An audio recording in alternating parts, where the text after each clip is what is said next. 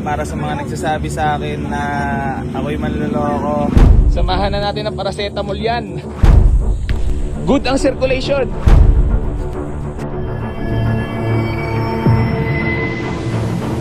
Hi everyone! Tila pa-victim effect pa itong si Boy Bulwak Garage dahil sa pag-asang magugoyo niya ang utak ng mga Pilipino sa paawa effect niya. Sa video na ito ay panoorin natin ang tila maamong tupa na si Boy AC Garage pero lumilitaw ang kanyang sungay. Panoorin natin ang video na ito. Nagumpisa ang video sa paawa effect ni Boy Bulwak at feeling niya ay magugoyo niya ang mga Pilipino.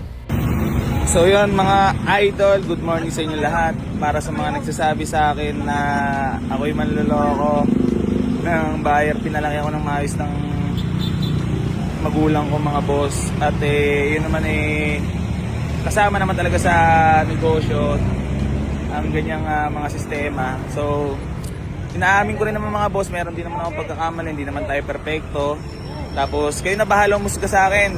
Tapos sa lahat ng mga basher ko, I love you all. Kayo na bahala mga boss kung ang tingin nyo sa akin ay masamang tao. Kayo na bahala umusga sa akin. Ganun naman tayo dito sa Pilipinas Feeling Pinoy Big Brother naman, itong si Boy AC Bulwak kung saan ay good at bad side daw ang kanyang ipinapakita. Bahay ni Kuya ang datingan ni Boy AC Bulwak. Ayan mga boss, sa totoo lang, lahat lang pinapakita ko sa SOCMED, good or bad. Para good side ko makita nyo, yung bad side ko makita nyo rin kasi nga, syempre wala nang perfecto. Ayun, transparency lang tayo mga bossing ko, ha? Masyado kayong high blood Dinadala pala ni Boy AC Bulwak ang kanyang mga sasakyan sa isang talyer para himasin, pero bakit malaebak ang kulay ng radiator noong adventure kung talagang nahimas iyon? Tsaka sa mga nagsasabi na hindi kami naghihimas or hindi ako nagpapagawa ng mga sasakyan, mga boss, bago dalhin yun sa garahe, automatically dadaan mo na yun sa kamay ni Lowerd.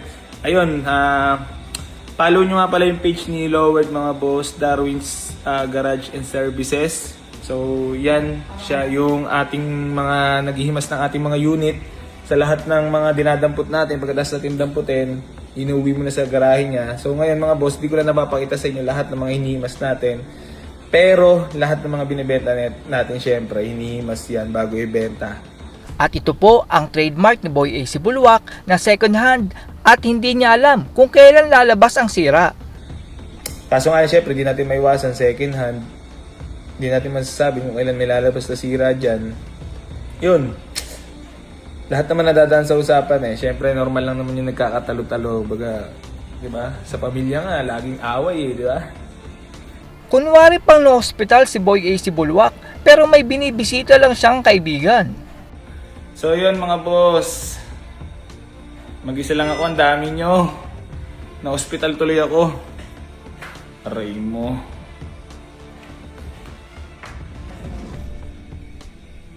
Aray mo.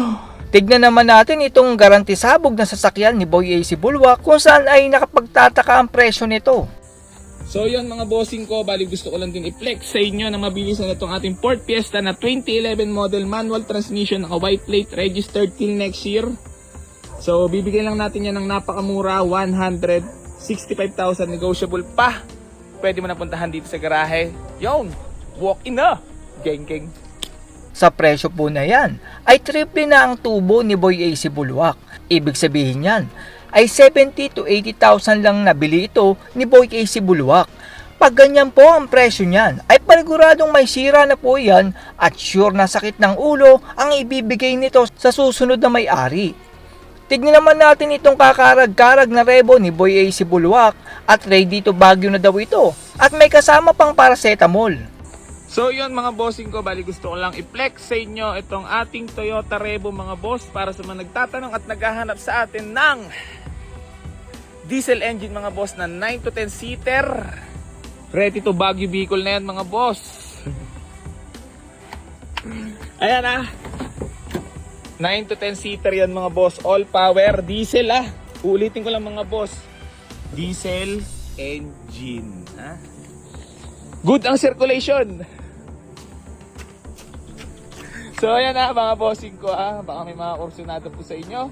Pwede nyo napuntahan dito sa garahe. Samahan na natin ng paracetamol yan.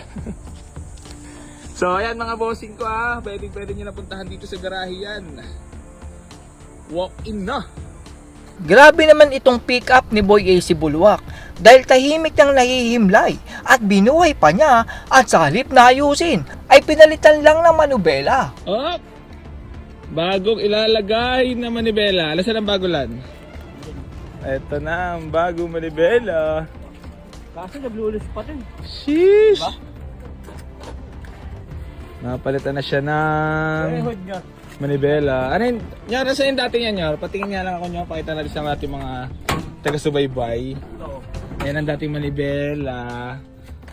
Itabi lang natin kasi ano yan malupitan siya kasi natambak na yan. Talagang ganyan pa rin, solid pa rin. Wooden din yan Wow, sheesh! Gwapo ng manibelo. At yan po ang akting-aktingan ni Boy AC Bulwak sa pag-asang kakawaan siya ng mga Pilipino. Para po kay Boy AC Bulwak ay sana ginamit mo ang kinita mo upang mag-aral ng pagmemekaniko at malaman mo ang sira ng iyong binibenta. Magdadalawang taon na simula nung na-content kita pero hindi mo pa rin sinusubukang mag-aral ng pagkukumpuni ng sasakyan. Bagkus ay iniaasa mo ang masira ng iyong binibili na basta lang tumakbo ang sasakyan at bahala na ang makakabili kung may sira. Itong si Boy AC Bulwak ay sa loob ng mahigit 1 taon ay never kitang nakitang humawak ng yabe at anumang tools. Dinadaan mo Boy AC Bulwak sa pambubola at pagtatago ng sira ng sasakyan gamit ng iyong mapangdinlang na salita. Ang masama kasi dito kay Boy AC Bulwak ay nakakaawa yung nakakabili katulad nung mag-asawa na nakabili ng adventure. Nung nadiskubre ng mekaniko ang bulok na sasakyan ni Boy AC Bulwak ay ang ginawa ni Boy AC Bulwak ay dinarag mo at binuyo ang mga customer pati ang mekaniko. Sa halip na ayusin mo Boy AC Bulwak ang sira ng sasakyan na adventure ay nagyayaka pang magbagyo at Bicol na hindi naman yon ang aayos sa sasakyan. Hindi naman po masama maghanap buhay Boy AC Bulwak.